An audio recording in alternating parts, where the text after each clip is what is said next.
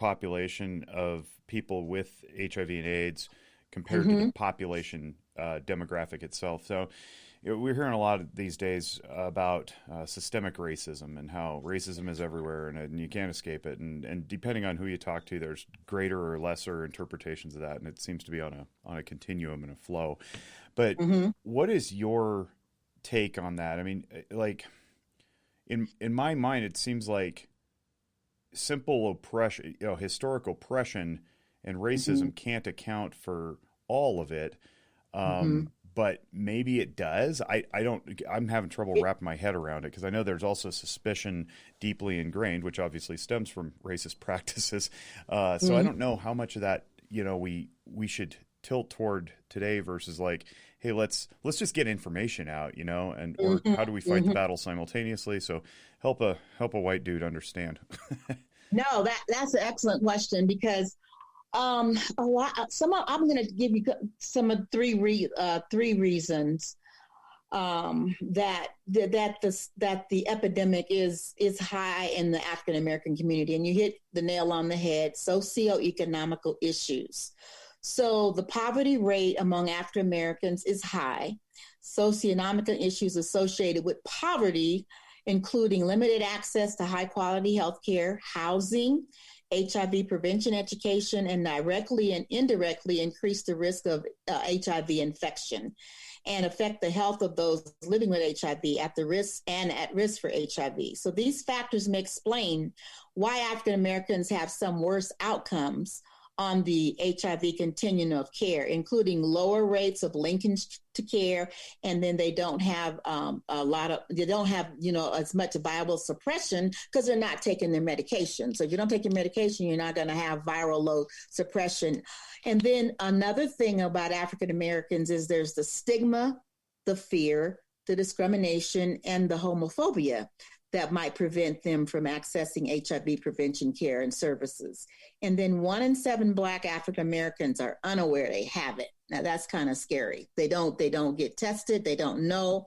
I knew this one young man who's an African American young man that went to our church, and he got real sick. He joined the service and he got very sick. And then they didn't know what was wrong with him.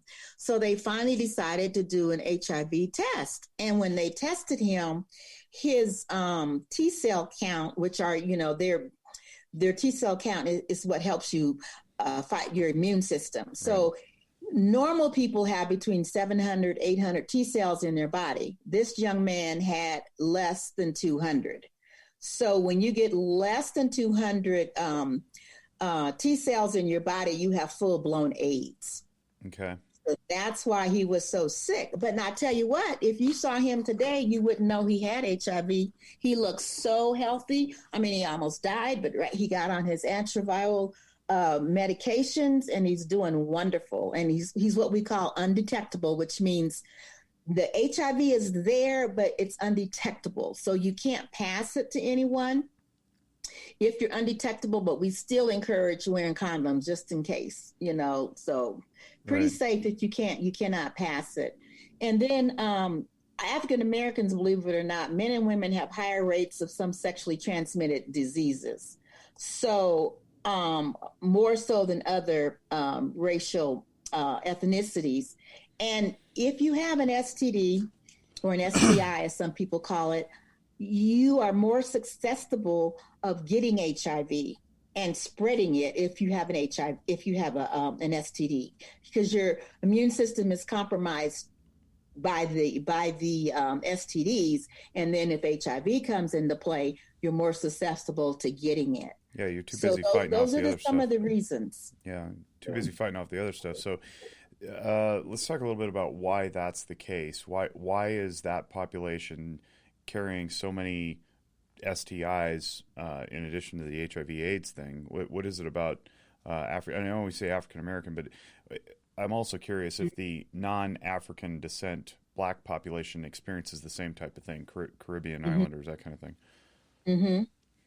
Well, they are sexually active, and I'm not sure if they're more sexually active than any other community, but we have more STIs, STDs, because they don't get tested. So they don't know they have it. where you have your other populations are going to probably be tested more because they have better health care. And so if you go to the doctor, you're going to say, doctor, I want to be tested for this, this, and this, and your insurance covers it, so you're good. But if you're compromised because you have, not maybe no insurance at all, or you're underinsured, or the insurance you may have may not pay for these, then, and sometimes we don't seek out the county where you can get free testing. So it's just kind of like, if you're unaware that you have this and you're not getting treated for it, then you're going to be susceptible to that because you really don't know you have it. So as I'm hearing you say this stuff, it sounds really overwhelming. You got multiple factors that are acting as obstructions to getting care and really solving this problem. So let me see in order. We've got education, we've got education awareness, we've got socioeconomic factors. So people of lower income who live in poverty, often generational or chronic. Then people who typically live in those conditions don't have access to health care, and if they do, it's not very high quality care, and it's certainly not comprehensive. So let's pretend that we fight through the stigma and we get we do a massive marketing campaign to like inner city schools or something, right? We start with the youth and we go, all right, in the next 5 to 10 years, we're gonna really move the needle on this, and we teach everybody and we say it's okay to go get tested. Well, then it's a matter of where do we get tested? Let's pretend we have that solved and we get a bunch of testing ability out there. Then they go get tested, and holy cow, we find out that we're carrying diseases that can be treated. Okay. Right. Then how do we get them treated? Because that's a matter of health care access, medication, doctors, so forth. It seems like you'd get really overwhelmed at some point and almost like want to like throw your hands in the air and say this is an impossible battle because of all the obstacles. But what do you do, and how do you set your forehead like flint, so to speak, and keep pushing forward? Where do you find your inspiration? What do you tackle first without getting that sense of just overwhelming disappointment? Right. Disappointment and burnout. Yeah. Well, one thing that Ryan White did for us, like last year, there was a big push with the federal government to do a minority AIDS initiative program. So all Ryan White funded, the states that received Ryan White funding were mandated to reach out to minorities that had once had treatment, but then dropped it. So we were able to call every minority in the state. Wow. That had no type of insurance, and then try to reach them that way. And we got quite a few back into care in the Las Vegas area and the Reno area because we were dealing with both of them. And then another thing is trying to get these people into care is like we try to empower pastors when we were doing a lot of prevention work to tell their people, because African Americans love church. Most of us do. I would say a good majority does. And they do, over the pulpit, they do honor what pastors tell them. So in our church, when we were doing prevention work, we did a lot of testing events at our church. And our pastor, my husband is a pastor, he actually got an HIV test in the pulpit. And we tested more people that day, I think, than we had ever tested ever. Maybe That's 50, amazing. 60. Yeah. And it was funny because when he was taking when you take the HIV test, the nurse or the person giving the test have to ask you a bunch of questions, Right. When was your last encounter? So the nurse sexually encountered. So the nurse, like she kind of froze up when she got to some of those questions.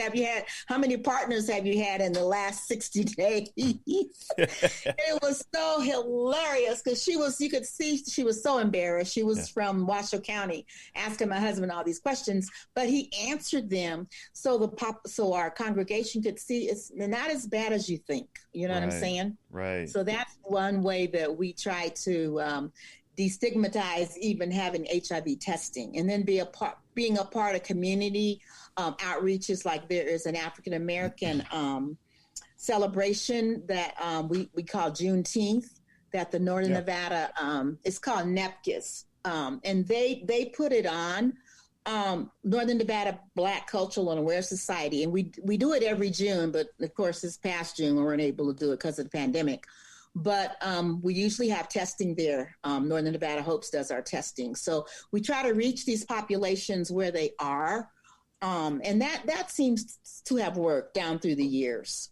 That's super cool. So it sounds like you've done a really good job of helping the faith leaders for sure to shake off some of their own maybe hesitations and stigmas. And obviously your husband is doing a great job setting that example.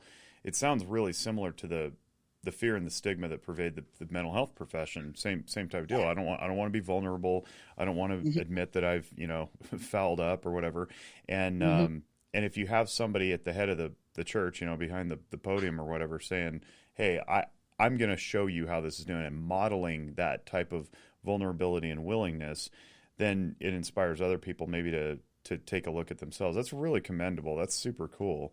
I guess what I'm wondering is you got a lot of church-going people who, let's face it, I mean, big religion tends to be pretty judgmental and stifles a lot of open dialogue.